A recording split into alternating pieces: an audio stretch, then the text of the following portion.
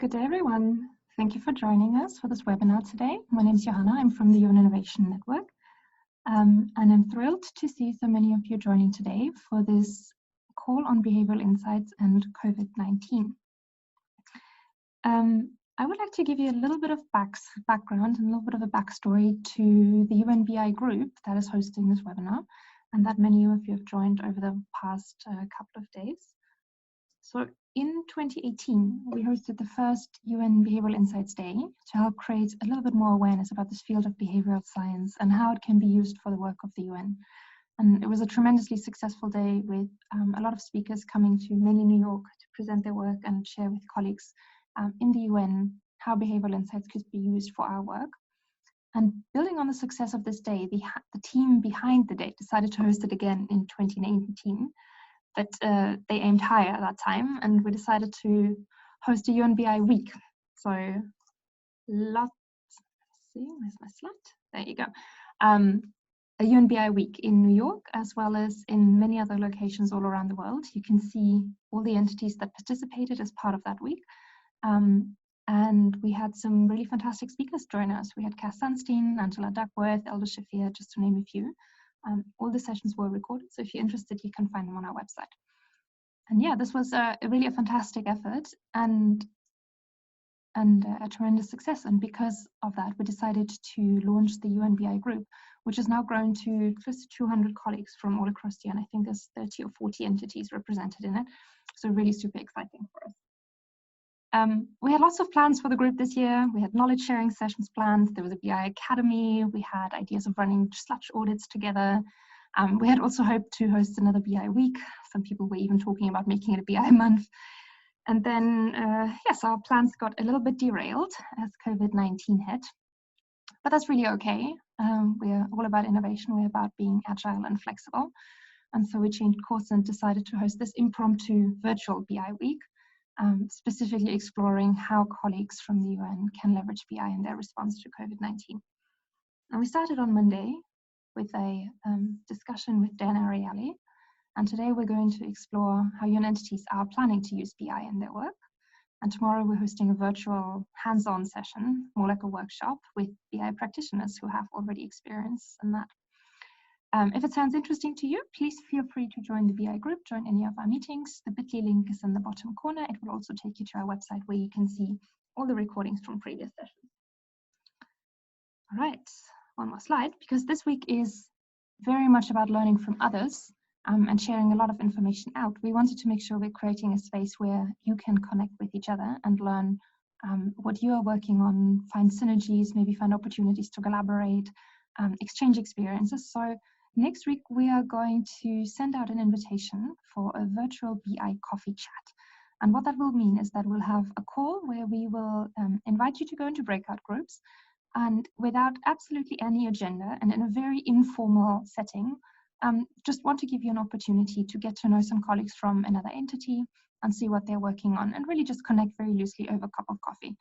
It feels like this is a good time to do virtual stuff, so if you're up for it, invite is coming very shortly. Right, now 2 more small things from me before we kick off this webinar properly. The first is that we really love it if these webinars become interactive. Ask us questions, ask clarification questions, share your opinions. And we'd like to invite you to do so by using the Q&A function of Zoom. You can find it at the bottom of your screen. Put your questions in there, see what other people have asked. You can upvote them and help us prioritize what we ask as part of the Q&A at the end of the session. And because it tends to be our most popular question, I just wanted to tell up front that the webinar will be recorded and that we're also going to be sharing the slides. Right, and with that, it's my pleasure to introduce you to Mary, who really doesn't need any introduction. She is our BI expert and mastermind behind the UNBA group. Mary's got experience working in academia, with governments and the UN, so she knows behavioral insights from every angle. And whenever you see a cool speaker like Dan Ariely come to the end to present his work to us, you can be sure that Mary was the one who made it happen. Mary, I believe you're going to walk us through the rest of this webinar, so I'm going to hand over to you. Great. Thanks so much, Johanna. And thank you all for joining us. It's great to see so many of you here from around the world. So before I hand to the speakers, I just want to say quite quickly, again, thank you, Johanna, for all your work on this and for the great background we have so far. So fortunately today with us, we have 3 speakers from different parts of the UN, different backgrounds and different content of experience. They'll be speaking about ongoing work and projects that are yet to be launched, or just discussions around behavioral insights in relation to COVID-19. So you'll be really a part of these ongoing discussions that are happening related to COVID-19 and behavioral insights. So our first speaker today is Julianne Burunji. She's from UNICEF and she's the Communications for Development Specialist. So Julianne, over to you.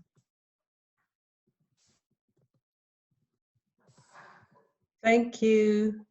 And I'm happy to be on this webinar today and happy to have everyone. Let me share my screen.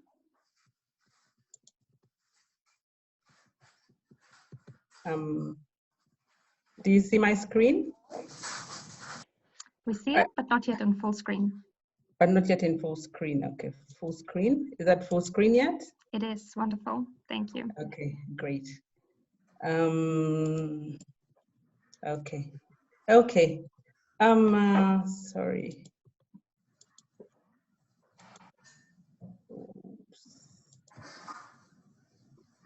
Okay. So, hello to you all, and I'm glad to be presenting on this webinar. My presentation will look at behavior insights in the broader context of social and behavior change. Here is the outline for the session. And the key takeaways for the session will be how UNICEF is positioning behavior insights and how we plan to use it in response to COVID-19 pandemic.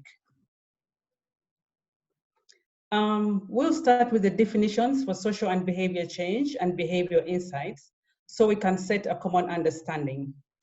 Behavior change strategies focus on individuals as the locus of change. They usually use research, they are participatory based, and they use mixed channels to address knowledge, attitudes, and practices. On the other hand, social change focuses on the community as a unit of change. It also focuses on transformation of power within social and political structures, addressing harmful or cultural practices and social norms. So social and behavior change does refer to both the individual and the collective changes that we want to make in the community or in individual behaviors. While if we look at behavioral insights are an approach, I'm sure we all know this, but it's an approach that combines insights from both psychology, cognitive science, and social science based on empirically tested results to discover how humans make choices. And we all know that humans are irrational when it comes to making decisions or taking on new behavior. So behavior insights suggests subtle changes to the context or to the way decisions are framed in order to bring about a big impact on behavioral outcomes. So there's been a lot of experience on BI in the private sector, and this is becoming increasingly, taking on increasing space in the development and the humanitarian context as well. And this is where we come in as UNICEF, trying to see how best can we use the behavioral insights. Just like our moderator has shared, we are looking at improving our implementation by using some of these approaches. So for UNICEF, that has a strong component on social and behavior change, we see behavioral insights as an added tool or an approach to our social and behavior change toolbox. We realize that behavior insights alone cannot achieve the desired change either at social or community levels. So we're trying to see if we can add it to the different tools that we have to be able to make a difference. But rather, the behavior insights will be looked at as value addition to the other tools that we have. So one of the existing tools that we'd also like to use in combination with behavior insights that we're taking on as an organization is the human-centered design, which entails working directly with end users, stakeholders to define problems and develop locally appropriate solutions. And you may ask yourself, why human-centered design? We know that behavioral insights will nudge to adapt a new behavior, but sustaining or repeating the behavior may be a little bit difficult with the use of BI only. So we think that the process of the end user and stakeholder participation, prototyping on strategies before their full-blown implementation will contribute to sustained behavior change. So we see that we'd like to add these two approaches together to be able to get a comprehensive result. So behavioral insights will ensure behaviorally informed interventions to address the intention-action gap, while human-centered design will ensure that strategies are desirable, feasible, and viable because of the involvement of the end users. So why are we going to use BI, or how will we use behavioral insights for the COVID-19 response? And we're saying we do not want to reinvent the wheel. We already know that behavioral insights work because we have done some pilots as UNICEF. So we've got proof of that. So we'd like to use behavioral insights again. We also know that human-centered design does contribute greatly to behavior change, to sustain behavior change. So we plan to use behavioral insights because we do not want to reinvent the wheel. And more importantly, we want to leverage the strength of the tools that are already existing in our social and behavior change toolbox, and also to emphasize the need to make choices that are of new behaviors that have been identified through insights, through the use of behavioral insights and nudges. So we're looking to use behavioral insights through mapping of the barriers to COVID or to the COVID prevention methods. We want to identify key entry points for the nudges, or where we can use behavioral insights, and we shall explore different behaviors, like how do we get people to do social distancing, how do we get them to have hand washing, how do we get them to address mental health issues, looking at all these issues and seeing how best we can use behavioral insights at these different points. So we also know that the expected outcomes of this intervention, if successfully implemented, we hope we'll be able to have more of behavioral insights in our toolbox, and we can use it not only for COVID-19, but for all the other programs that we have in UNICEF. And based on this as well, we would like to have some guidelines that can support different cadre of staff. When can they use BI and when can they use BI? We also hope to have some capacity building for some staff, and would like to see how to translate the behavioral principles to inform the relevant national policies. And would also like to see how we can capture these learnings for experiment and experience sharing with other people. So that is where we're coming from as UNICEF, trying to add behavioral insights into our toolbox, trying to use it together with the other tools that exist in the social and behavior change toolbox, and hoping that we shall get good results for this. So thank you very much, and we hope that there will be an opportunity for us to share our experience after using these two approaches. Thank you. Great, thank you so much, Julianne. Your comments about it being a tool in the toolbox as well as human-centered design definitely help to foster the conversation we're having here. Before I go on to our next speaker, I just want to remind you that if you have any questions for Julianne or for UNICEF more broadly, please use the Q&A function in Zoom, and we will answer them all at the end after all of the speakers have presented. So with that, over to our second speaker. We have with us Farida Mata from the UNDP, who's the Innovation Lab Coordinator in UNDP Egypt. Over to you, Farida. Hello. And Julianne, I think you might need to stop sharing your screen so that Farida can take over. Thank you. Yeah. All right, can you see my screen? Almost in full screen, yes. And on the last slide. Oops. Okay. Well, thank you for having me. I am pretty excited to be presenting to you our work. I am working with the Innovation Lab in Egypt, UNDP office. We are still in our, we haven't launched our project yet, so your inputs are going to be greatly appreciated as well in helping us design and shape this intervention.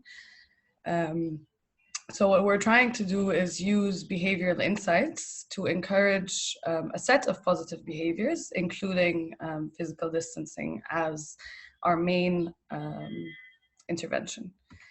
So the idea that we have come up with is to contribute to flattening the curve by encouraging physical distancing, but also leveraging the telecom operators in Egypt to send targeted SMS messages to users that are still out and about, but also to other users, and we'll be sending them a set of different messages.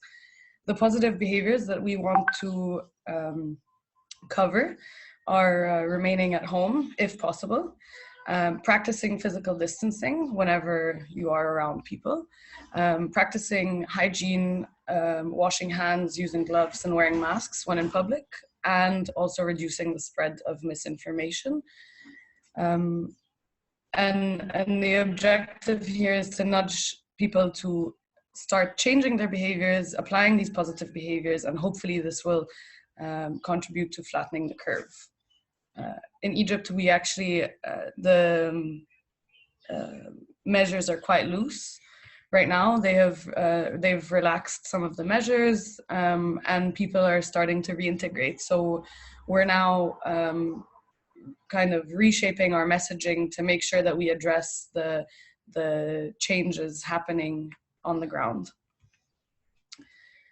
And the way we want to do this is we're going to work with telecom operators. We figured this is a pretty quick and easy way to reach a larger number of people. We're currently having conversations with one of the largest telecom operators that has access to over 45 million subscribers.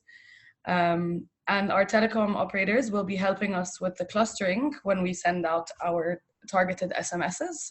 They already have pre-existing clusters that include geographical clusters, market segment or age, looking at significant geolocation changes that would indicate that they are not,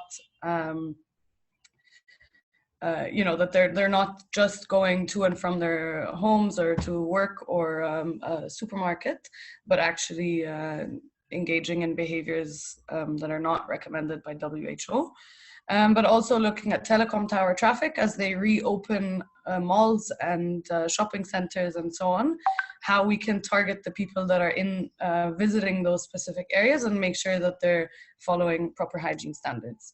The clustering is going to help us to identify some of the patterns that we see people engaging in, but also to have the messages be directly towards, or we would be targeting those who are still out and about mainly.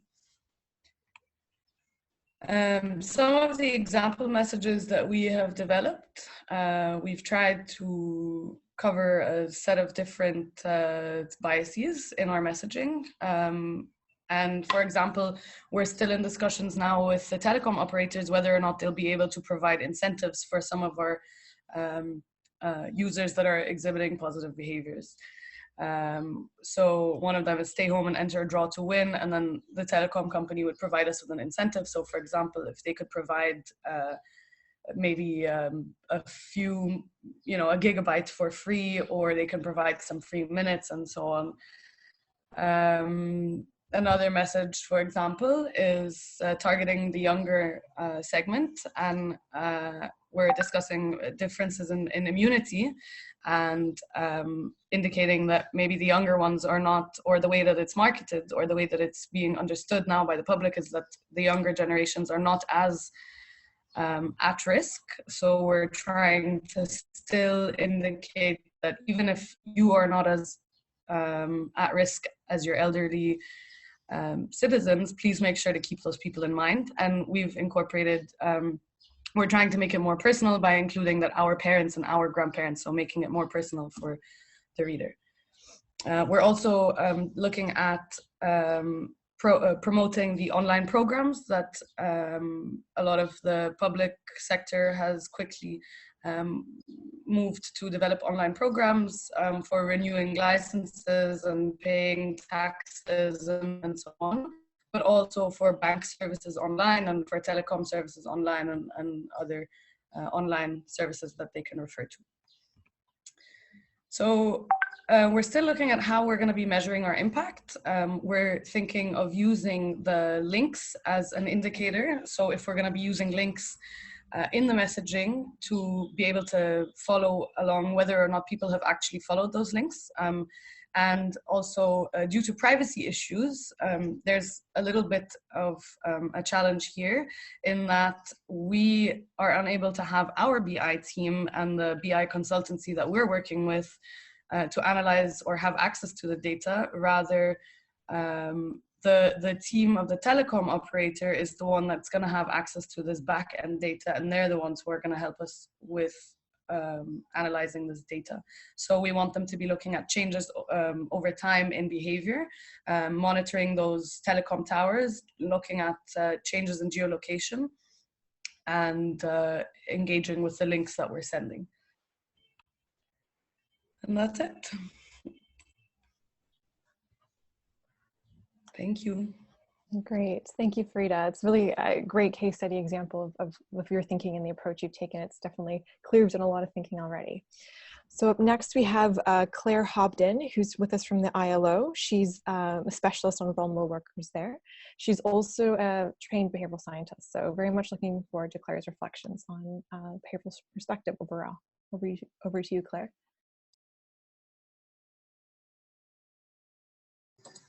Thank you.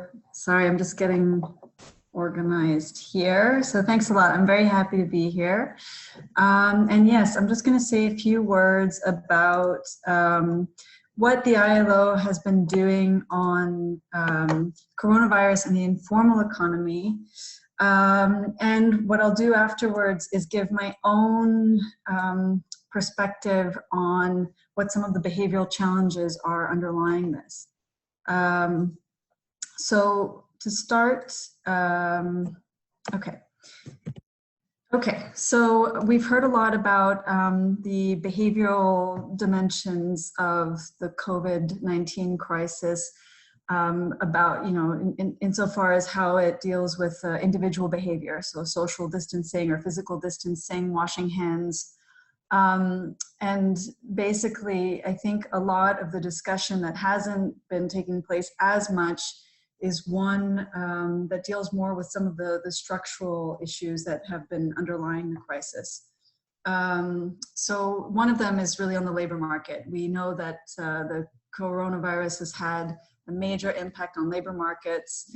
For the most part, the answer has been that if you have a job where you can work from home, then you just are supposed to stay home. So the behavioral measures that are taken around there, and these are just ones that I pulled from Ideas 42, but there's many of them out there, to make a schedule, make a public commitment to your colleagues about when you'll be available and not available, to structure your work environment, to promote productivity and good work-life balance, and to create routines. So I think we're hearing a lot about that. But then there's a lot of people who can't work from home. And the ILO has just a couple of days ago released some estimates that the equivalent of 305 million full-time job losses since before the crisis. So the measures that governments are mostly taking to address this are structural in nature. So they adopt quarantine measures that determine which workers are essential and which ones are unessential, or rather which services are essential and which are unessential. And this is largely with the idea of identifying people. Okay, so there's those who can work from home, then there are those who cannot work from home and are not essential, and so those people get put on unemployment. If you're sick, then you get paid sick leave. If you are essential and you have to go to work, then you have access to personal protective equipment. That's essentially the logic that's been used from what I've observed. And so the behavioral measures that are taken in that respect for those workers who are on unemployment and they're asked to stay home in respective quarantine measures, you have a lot of communication campaigns to encourage physical distancing, staying at home, and I've been, also identifying a lot of very strong social norm effects that are promoted through social media. So I label all of this #HealthyAtHome. The problem is there are probably about 2 billion workers in the informal economy who don't really have that choice, where the choice is between staying at home and not earning an income and also not collecting any kind of unemployment. So these workers have no social security or legal recognition. They also don't have access to financial services, is what that is supposed to say, and no access to unemployment insurance, tax breaks, new lines of credit, or other business subsidies, which are the ones that, again, the governments have mostly been relying on to try to protect the labor market.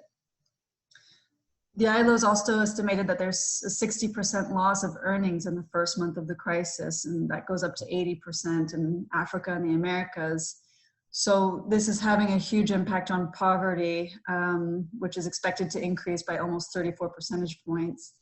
And the idea is that all of these workers are falling in the gaps, essentially, between essential and non-essential. And the standard containment measures that are being adopted are really not adequate if they exist at all. And the spillover effects that the quarantine measures could have on lives and livelihoods is very difficult to assess, but certainly very scary. So I did some thinking of my own. This is not really the ILO's work at the moment, but doing some thinking about what a behaviorally informed response would be. So rather than thinking about the kinds of nudges that you might use to get people to wash their hands, I'm trying to think more about how these policies are taking into account behavioral insights by thinking about how to do a diagnosis or an analysis of the structural and environmental challenges, in addition to the psychological and cognitive ones that we're more familiar with in our behavioral insights, that we've been seeing on the individual behavior changes. So the first insight is that we really need to ease this impossible choice. The lack of government policy on the informal economy is generating a basically impossible decision, which is, putting these informal workers under, a decision-making under highly threatening uncertainty. So they can either stay at home with no income or go to work and risk contagion. We know from the literature and from experience that cognitive scarcity, in addition to resource scarcity, it puts a huge strain on decision-making. There's a possibility that availability bias is skewing the perception of risk. So maybe informal workers in this decision between contagion and starvation are thinking about their own, the risk of getting sick might be more vivid to them since this is what people are facing right away. But maybe the idea of not putting food on the table is more salient. It's hard to tell without doing a further analysis. Hence the ... on the next point. I think that there needs to be a lot more thinking about how these behavioral insights are playing out. And yeah, full analysis of the determinants of the decision that they need to make, including the psychological and environmental factors, would help us design more effective emergency measures. The second insight is really the underlying structural issue of informality. So why are rates of informality so high? It's half the world's workforce. And we know that a lot of the drivers have to do with the lack of trust in public institutions. The cost benefit of registration is not always very obvious to workers or to businesses for that matter. There does tend to be a stronger present bias among the poor, so that means that they don't have as many savings, in addition to just not having enough money to put towards savings. If they do have cash, they'd rather keep it and use it now rather than put it towards the future. There's a strong social norm of informality in a lot of countries. And again, you know, because of the physical distancing, it's really removing another key resource that informal economy workers normally rely on, or, you know, in resource poor settings. So the final challenge that I'm noting now is the need for ecologically rational design. So, I mean, we've heard a little bit of this in the literature and some recent articles. How do you social distance or physical distance when you're living in very crowded settlements or environments? There's the example of the domestic work sector, so nannies or in-home caregivers who are often considered essential workers, so they're still going to work, but how are they supposed to use physical distancing when they're working in private households? There's the issue that, you know, for example, if you're asked to wash your hands, if you're living in a place with no running water, there's no point in nudging people to wash their hands when there's no water, or to use personal protective equipment when it's simply not available. And I think we've seen this in a lot of countries where the public actually just, it causes reactance because, you know, they're asked to use masks, but then they can't find any in the stores. So what's the point? And it generates a lot of frustration. So just to conclude, I think that we can sort of look at the responses on two levels. That the short-term emergency quarantine measures have to be adapted to fit the social and ecological rationalities of workers in the informal economy. So you can't just use nudges, and you have to adapt the physical distancing measures and the communication to different sectors within the informal economy, street vendors, waste pickers, or domestic workers, for example.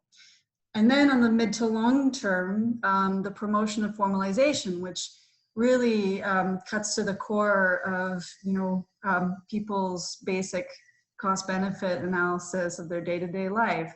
You know, does it make more sense to register to Social Security, make your contributions for the future to your pension funds, or do you prefer to keep the cash in hand for today? So, and I think there's another factor. So that's the usual question that we ask ourselves. Now with coronavirus, the question is this crisis going to make the future more salient, in the sense that informal workers and the governments, the policymakers right now, are seeing how weak these institutions are and how weak the social safety net is, and how quickly the economy can tank when these informal economy workers are, well, when the informal sector is as large as it is. So the question remains about whether the salience of this crisis will help drive efforts to promote formalization and increase registration to Social Security. So that's all I have. Thank you. Great. Thank you so much, Claire, for your different perspective from what we've heard so far. So with this, I'm going to open up the Q&A. So if you have more questions, please put them in the box, or upvote those of your colleagues. I would also like to invite in Ben Hickler, who's a behavioral research manager, actually recently had this position with UNICEF Innocenti. Ben, are you there with us? I also include actually Roxani Ruchas from UNDP as well. So the first question that I have for you actually comes from an inspiration from Ben. It's with respect to, as we're carrying out these projects and studies and trials when it comes to behavioral insights, thinking about the more sustainability and the long-term impact. So what can we do to really ensure that things are actually feasible and viable and working the long term? So I'll maybe hand that over to Ben to kick us off, and then for others to comment. Thanks. Thank you. Yeah, and at the risk of digressing, I think there's two common patterns that I perceive in some of the work that's being labeled under this umbrella of behavioral insights. One is to go around and take the codex of heuristics and biases and the tactics that are used to harness these cognitive biases to, for example, nudges or choice architecture or all of these other, sort of proven tactics, at least in high-income countries, and run around and look for problems to solve with them. And I think what we've learned at UNICEF was that taking things like defaults or active choice interventions or other types of nudges and just kind of plopping them in, running around looking for the problem that fits that solution, and then inserting them into kind of a plug and play model, we don't get, we're not sure that we're addressing the core problem. So, a problem well defined is half solved. Are we sure we're actually addressing the fundamental problem in the first place? And then two, if the folks that are implementing the solution, for example, a frontline health worker or an administrator or a teacher, if they're implementing the solution, but they don't really understand why they're doing what they're doing, or if the solution really isn't contextually appropriate. I love this idea of ecological viability or appropriateness. I think I got the term wrong, but I like the concept. In many cases, we need to make sure that the solutions are locally appropriate, they're understood, they're locally owned, people are involved in the development of the form the final solution takes, even if it's based on these fundamental, maybe even universal principles from the cognitive and behavioral sciences, to ensure that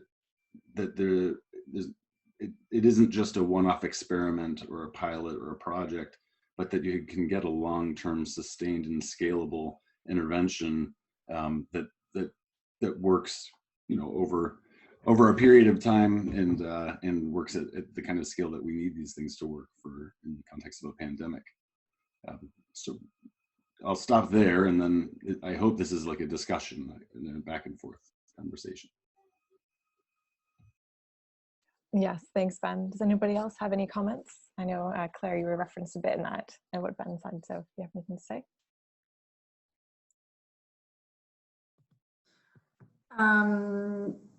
Nothing in particular, I guess, right now. Just that, yeah, I think that, look, I'm a big fan of the ecological rationality framework, basically, and so I talk about it a lot.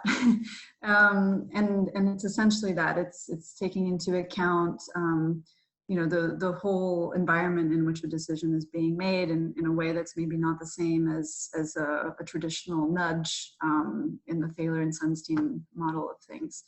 And I think that when we're dealing with the ways in which people are operating in this crisis, it seems to me that those are big, that perspective is increasingly important, because it's really a combination of the systems that they're encountering, the way they relate to those systems, and yeah, this sort of calculus that people are having to make in this context of high uncertainty. So in these decision-making processes, you would normally rely on data and information, which I think is part of the challenge that people have right now as to how to communicate the information and the data that's available. But we also have to accept that there's a lot of missing information, and even the scientific community is still at odds about what information is correct and incorrect. So as long as the science is not clear, I think that makes it particularly hard for us to use framing and nudges alone, and to think a little bit more broadly about the environment in which people are living and operating, and take it all into account as a whole. Great, thanks. Any other comments?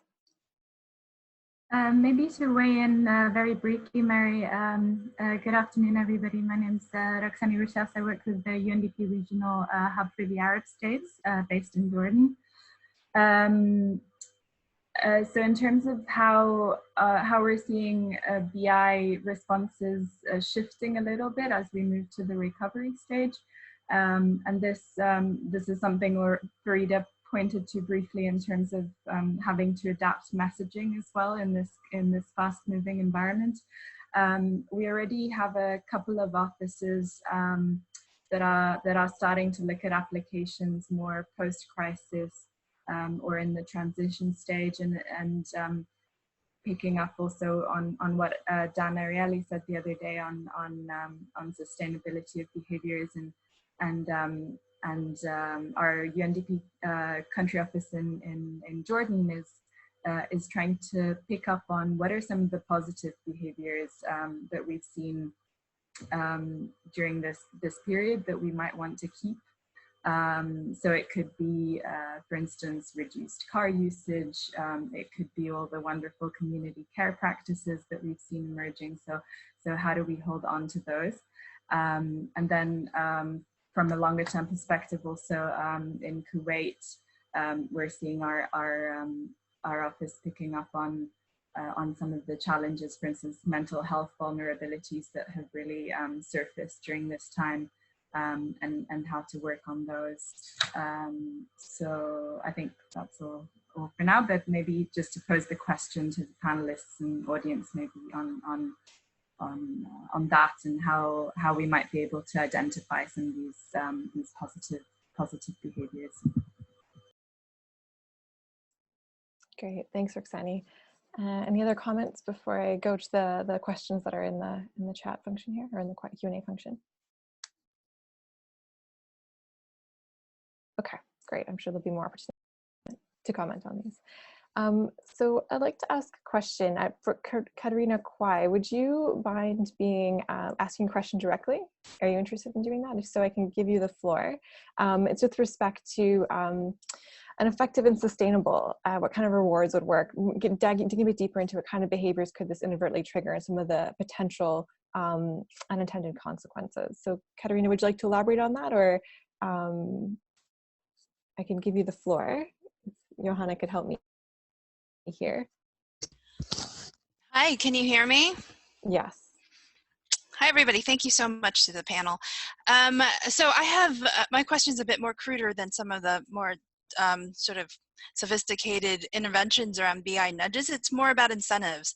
What would work, especially in the context of the ILO presentation that we just heard, for rewarding people to stay at home and in a sustainable way? And I'm thinking, of course, initially of what would help supplement incomes, but maybe there are other kinds of rewards that would also work. And what should we think about in terms of inadvertent sort of behaviors that this might trigger, which could be positive or negative, just helping us think through that kind of policy approach. Thank you. Great, thank you, Katerina. Over to the panel, what are your thoughts? I can take it to start. And I think, in short, the short answer that off the top of my head is that I'm not sure that most countries with informal economies of the size that we're looking at would really have the fiscal space to incentivize staying at home. I mean, I'm thinking about a country like India, where they're distributing, income support to the informal economy to try to protect as many workers as possible. But the amounts are quite, I mean, they're humble amounts, let's say. So I think asking countries to provide any more money than that would be difficult to do. I think some of the more interesting thinking is about how to facilitate continued employment in the informal economy while respecting physical distancing. So if you're thinking about difficulties in provision of food these days, street vendors, food producers could play a very important role in providing and distributing food, particularly within informal settlements and things like that. But they would need to have the tools in order to provide those services. So how can you make sure that they have hand washing, the disinfectant, the hand sanitizer? available? How do you make sure that they know what standards that they have to apply? So I would rather think in that direction rather than incentivizing people to stay home. But yeah, it's a tricky question. Not crude at all, by the way. Probably I could add something in that regard. And I think that is why, as UNICEF, we are looking at merging behavioral insights with other approaches. Because as Claire says, the government being able to take on this burden to incentivize people staying at home may not be really feasible. But in the low income context, we see communities coming together to brainstorm on how they can survive during this period. What is it that they can do on their own to be able to contribute? So that is why we're saying that if we use the BI with the other approaches that we have and bring in the community thinking and bring them into the driver's seat and make them more participatory, they will come up with some of the things that we're not able to think about that are feasible. In Uganda, where I am now, communities have agreed to give, one community member has agreed to give up their house for the others to be quarantined in their house, and the other members are hosting them in their houses. And nobody would have thought that that is possible. So I think it has to be a two-way, both government and community, and how we can get these approaches to support each other. Thank you. So maybe I can also weigh in as to what we're doing or trying to do here in Egypt.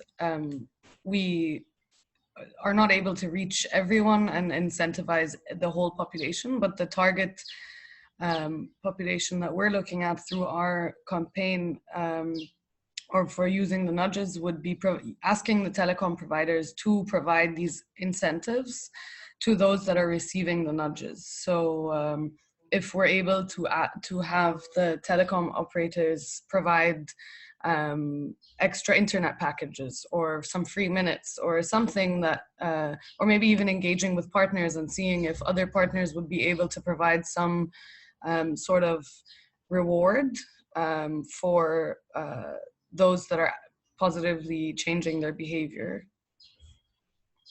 Thank you. Just to, take a step back from the specific question of incentives, which I think it's a great point that's raised. I think incentives are a great way of illustrating unintended consequences. There's a lot of literature about the unintended consequences of financial and non-financial incentives. And I think it raises this issue that we who work in this sort of behavioral insights space, the question of whether we need to develop a more fleshed out ethical framework regarding how we approach the application of these kinds of tools, where in many cases you're bypassing cognition. You're not asking people to think about, what choices they want to make. Sometimes it's about the defaults, which, basically work by making it so that people don't have to think about the choice and they just make the choice that we think is best for them. So I think this question of the ethics of BI in the UN community is something that we ought to be taking up, and maybe the UN Innovation Network can play a role in creating such a framework. Great, thanks, Ben. And it is indeed part of the conversations we've been having recently, so hopefully we can progress that further. So the next question, I'd like to hand it over to Maya Kuppers, who's from the UN mission in Iraq. She has a couple questions, I think one for UNICEF and another for UNDP, but over to you, Myra.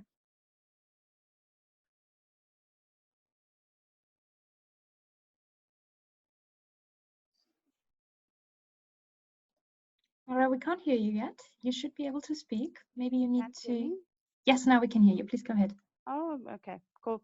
So thanks everybody for the inputs. I really think it's great to see how behavioral insights are being used more in the UN context, and it's really interesting. I have two specific questions. One would be for UNICEF, because I heard Juliana mention social and behaviors change toolbox, and I'd be really interested in knowing more about some of the specific tools that are being used. I think that'd be really interesting to know. And then for Farida, she already responded, but my question was originally what makes the UNDP campaign different from traditional messaging campaigns, and what the behavioral component really is in this. So that's it. Great, thank you, Myra. UNICEF, thoughts? Thank you very much for your question. Yes, we've got different tools that we use for social and behavior change. I just mentioned one, which is the human-centered design. We've got different models for designing social and behavior change interventions, which include the ACADA model, which is looking at the environment, the context, the communication channels, and then being able to decide where best can you, how best can you design your strategy, where are the barriers to the behavior change. We have the community engagement tools. There are quite a number of tools. We can be able to share with you their links at the end of this webinar. And you can be able to access them and see how they can guide in developing social and behavior change interventions. But I'll ask Ben if he has something that he wants to add, my colleague, and he can also add something to that. Thank you. Yeah, I think you did a great job of fielding this question. I think anyone that works in either development, humanitarian, or kind of emergency context knows that there's a ton of different tools, and there's a long history of approaches and methods for behavior change, from the old like participatory rural appraisals and rapid assessments and all of these things that have evolved into kind of the contemporary social behavior change toolkit. UNICEF uses the socio-ecological model, which is just about the most expansive or holistic model one could use to look at all of the different layers from policy down to household and individual domains that one would have to address, since behavior never happens in a vacuum. And then the rest is just a question of methods or tools or approaches, and there is no one tool, approach, or method that's going to address all problems. I guess if I can editorialize, I do see a kind of in development, humanitarian, and emergency work, there has historically been an emphasis on inform, educate, and communicate type approaches. So IEC heavy approaches, which are almost the opposite of behaviorally informed approaches, in the sense that they really appeal to the idea that you have rational actors out there, and if you educate them enough and explain to them why it's important to do something, or tell them about how vaccines work, for example, that they're just going to become behaviorally responsive. When it doesn't address that they're juggling all other kinds of cognitive burden, that it may not be the top of mind, that you're going to prioritize, present over future gains, or you're going to try to avoid losses over the potential for future gains, et cetera, et cetera. So I do think that one of the important things we're doing here is moving our whole toolkit into the 21st century in terms of brain science or neuroscience, and understanding, the predictable irrationality of humans, and taking all of that emerging evidence and then folding it into some of our old approaches, and making sure that we're not just running around putting up posters and thinking that's going to solve all of the problems that we have in terms of social and behavior change needs. Over. Thanks, Ben. It's something that I've thought about too, coming from more of a public health background. Anyone else to comment here before we go to the next question? Great. Okay, so the next question we have is from Vincent Petit. He's from Communication for Development as well. I can give you the floor, Vincent, to ask it yourself if you're open to that. Johanna can give you your mic. Sure, I'm open to that. Can you hear me? Yes, thank you. Yeah, sorry, I was actually kind of asking that question to myself as well, but I'll just put it out there to hear the panelists' reflections on that. Yeah, my question was about preparedness, and this has been moving so fast, and it's still moving fast, and I think we've all been caught by surprise somehow because many of the things that we had to deal with from the social and behavioral science perspective were completely unprecedented. And you know, we had no blueprint for what we have been doing so far. And that ranges from like the new compulsive behaviors at a large scale that we had to deal with, anything from the hoarding behaviors to people fleeing the cities and then actually contributing to the spread of the virus, and a lot of panic-related behaviors. I think also the fact that the focus on northern rich countries is unprecedented, and that's not necessarily a space in which, at least in UNICEF, our expertise is the most developed. And obviously, as it was flagged, I think the dramatic mismatch between the public measures and the reality of the low-income settings, informal settings, marginalized population, and in many cases, the fear that what we're trying to impose as a response might be more deadly than the virus itself, for these people who getting out of the house on a daily basis is a matter of life or death. So, you know, we've been caught by surprise. I'm wondering, how do we prepare better? I don't want to be bearer of bad news, but if you talk to epidemiologists, and given the nature of the spread of the outbreak in clusters and its dynamics at the moment, it's quite likely that in some places we will have second waves. I think it's actually already happening in Singapore and a couple of other places. So how do we avoid being caught by surprise again, and be ahead of the curve somehow, even though, as I was trying to say in the chat box, I think the mindset will be slightly different. You know, there will be a number of factors that will be different. So how do we anticipate that? And are we working on that? Again, that's somehow wishful thinking. I think we should do that in UNICEF. But I'd like to hear from the panelists what they think about this preparedness element. Over. Right. Thanks, Vincent. Panelists, what are your reactions, thoughts? Well, I've been thinking a lot about this as well, and I think it's true that we need to use the momentum of the current crisis, and seize the opportunity of those changed mindsets in order to institutionalize certain changes. I've gotten a lot of questions. So my area of specialization at the ILO is really domestic work, so nannies, babysitters, elderly caregivers. And they've been providing all these key household services that help families with work-life balance, and then all of a sudden households that have been employing them are not benefiting from those services anymore.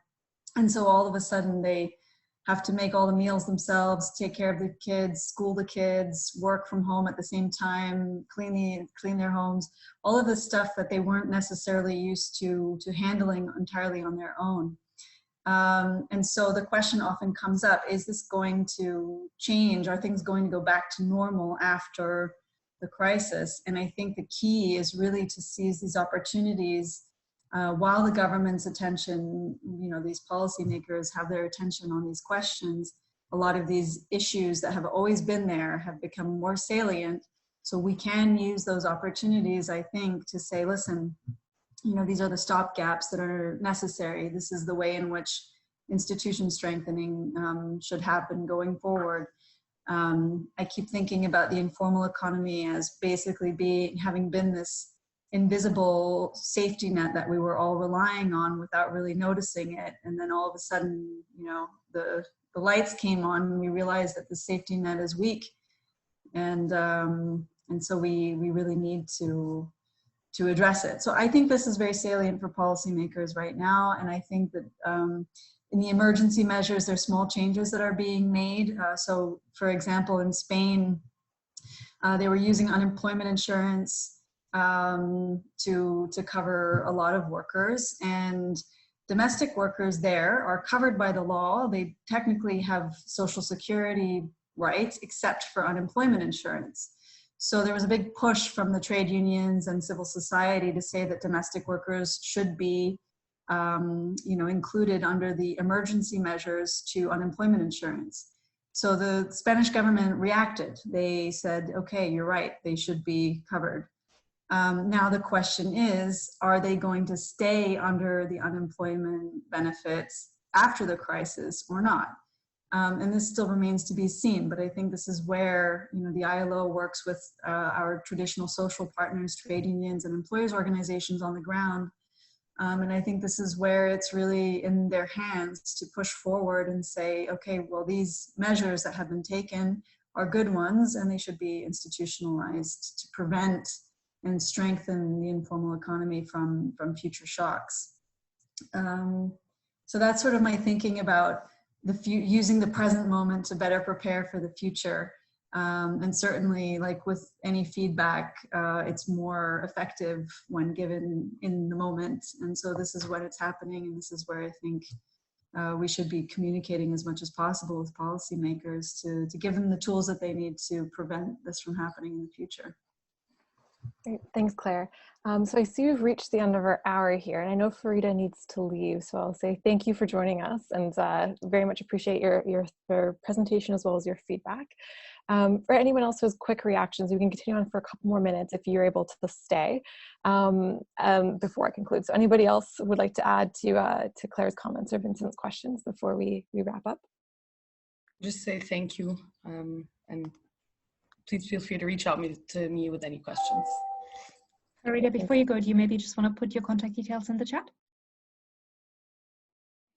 And then everyone who would like to get in touch with you can do so. Great. Okay, any other comments before we conclude? No? Oh. I mean, I guess I can't resist, even though I love well-managed, I like time management. But it doesn't directly address Vincent's point about preparedness, but I guess just to build on what Claire was saying,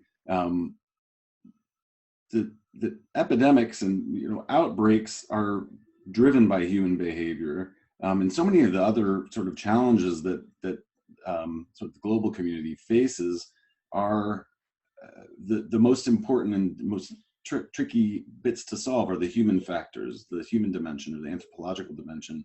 And for some reason, governments are always investing in genetic sequencing and vaccine development and therapeutics, and it's easier for them to kind of grok it and understand it. And I think for some reason we need to make a better case for the social and behavioral sciences to be institutionalized at higher levels in governments and in our organizations as well, so that we are prepared and we can move more nimbly when we face the inevitable next crisis. Over. Okay, thanks, Ben. And thank you all for your comments and reflections in the Q&A here. I think we're going to wrap it up now, given that we've already gone a little bit over time. But I just want to conclude with a few final points. So I just want to reiterate again, if you're interested in joining the United Nations Behavioural Insights Group, there's a link in the chat for you to do so. And you need to complete a survey, not just submit your email address, just as a note there. And we're also collecting examples of behavioural insights projects from across the UN. So we heard some interesting ones from UNICEF already, as well as UNDP, but we're looking to really create a repository to really share the quality and quantity of work that exists out there that we know about. And on a final note, I want to say that we are also looking to find ways to support you. And in one way we're doing that is we're collecting different project ideas. So if you have been inspired by the talk today, or the talk on Monday by Dan Ariely, or potentially the one tomorrow, and you've thought about your own work and ways potentially you could apply behavioral insights, we can potentially help you through discussions, through support, and there's a form to do that. So Johanna has put in the chat a link to the UNBI group, as well as to submit a potential project idea. And if you have any questions or comments, of course, follow up with either Johanna or myself, and we can answer those for you. So with that, I will say thank you again to the presenters for your interesting presentations, as well as the fruitful discussion. It's, I can say, one of the more detailed, and it's great to see so much behavioral insights thinking going on. This is definitely something new that I haven't seen in the presentations and international UN discussions so far. And thank you all for joining us. It's been great. We've had quite a few people here, and I'm looking forward to seeing you potentially tomorrow and at future UNBI group events. Thanks so much. Take care.